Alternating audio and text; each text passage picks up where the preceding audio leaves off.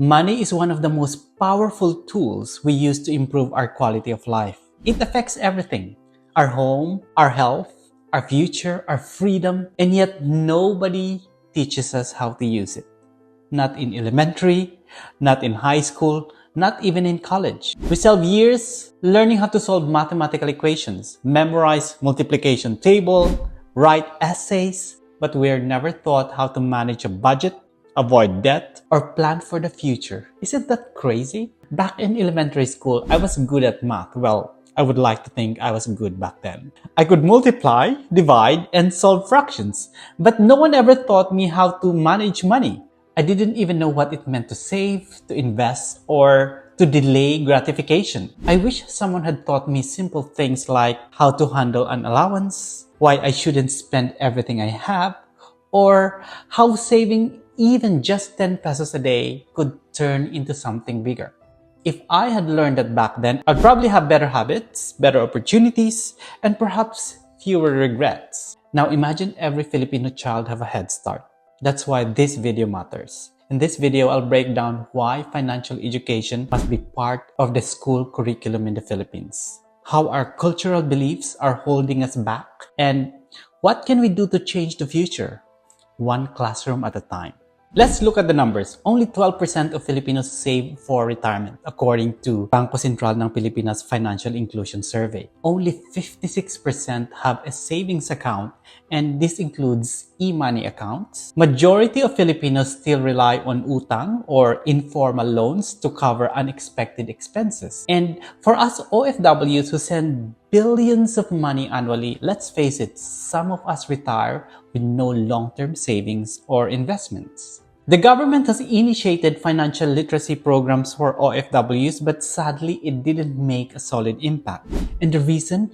Because we don't have a solid foundation built while we were young. We were never taught how money works. In school, we were taught how to pass exams, to be an honor student, but not how to budget, save, invest, or think long-term for our future. So let's address the cultural elephants in the room. Our cultural beliefs may be hurting us. Number one, money is the root of all evil. This quote is actually wrong. The actual quote, the correct one from the Bible, 1 Timothy chapter 6 verse 10 is, the love of money is the root of all evil. Money itself is neutral. It's the obsessive desire and greed for money that leads people astray. Money is just a tool, like a knife. It can be used to cook a meal or harm someone. It depends on how you use it. The second belief, bahala na, God will provide.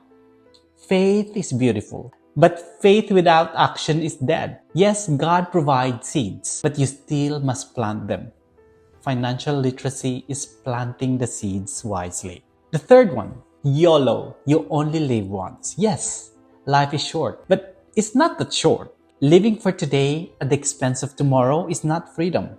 I think it's a trap. But here's the thing, these beliefs aren't just harmless sayings. We just joke about it, but they shape our behaviors. They lead to poor financial planning, overspending, and generational poverty.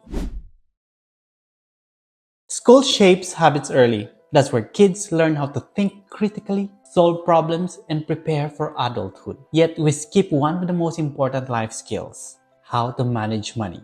Imagine if kids learn how to create a budget using their weekly baon, the difference between needs versus wants, the power of compounding interest through real-world math problems, how to avoid debt and not to be trapped with it, how to set goals and save money for things you want. Just like we teach health to care for the body or teach Christian living for kids to become God-fearing adults, we must teach financial literacy to care for the future.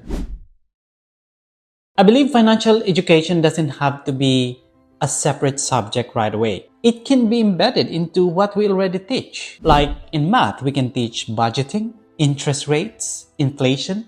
Values education or GMRC, we can discuss generosity, contentment, and financial responsibility. Araling Panlipunan, we can link history to personal finance, like what's the history of the barter system or the history of Pag-ibig Fund. When it comes to TLE, Technology and Livelihood Education, we can teach entrepreneurship, how to create a business idea, how to simulate to start a small business, or cost planning. How much cost do you need to spend for a school project, for example? When it comes to Filipino or English subjects, we can read stories with financial decision themes, write essays, or role plays about money choices. Teachers can also use games, real-life examples, or even mini markets to teach practical money lessons. When students learn financial literacy, they become more confident decision makers. They develop saving habits early, learn how to delay gratification, break the cycle of hand-to-mouth living, like spending it all your money and waiting for the next payday. You can reduce future dependency on family or government. You can increase their chances of entrepreneurship and wealth building. Imagine an entire generation equipped to build. They don't just dream of a better life. They budget, they save, they invest, and create the future they want. Think about this. What is one most influential Filipino trait taught from a young age that makes Filipinos exceptional nurses and caregivers? It's malasakit.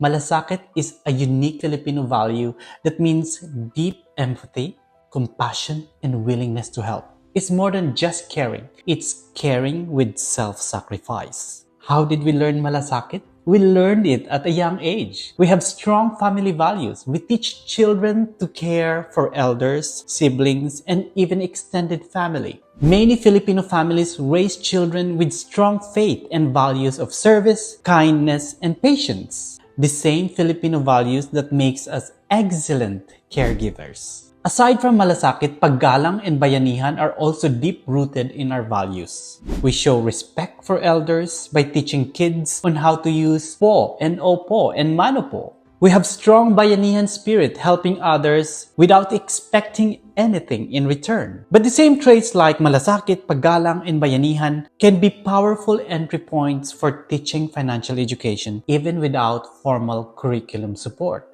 Hear how these values can work hand in hand with personal finance. With Malasakit, we can teach kids that saving is one way to show love. If you care deeply, save consistently for emergencies. Remember, you cannot help others if your own finances are broken.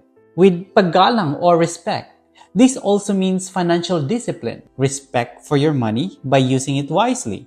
If you teach teenagers about delaying gratification or not spending impulsively, it is a form of self-respect. Bayanihan. Bayanihan is about helping community. That's why we love Palwagan and we have cooperatives so we can help lift each other up. I think the message here is that we have it within our blood, our core Filipino values. If we link that with practical money skills, financial education becomes less about formulas. It's more about preserving what we value the most: family, responsibility, and a better future. It's time we normalize talking about money in classrooms, not just in times of crisis. Let's advocate for basic financial education as part of our national curriculum. As fellow OFWs, if we want to lift the next generation out of poverty, it won't be through remittances alone. It will be through education and mindset shift. So, to our teachers, parents, and leaders, this is the seed we must plant to the young generation. Do you agree? Let's start conversations about money, just as important as academic ones. And to the students watching, start now. Learn how money works. This will be one of the best skills to learn, and you'll thank yourself in 10 years. Comment below if you believe financial education should be taught in every Filipino school. Let's raise our voices and reshape the future together. Because financial freedom starts with financial literacy. Subscribe for more content like this and so that you won't miss brand new videos coming up. Thank you.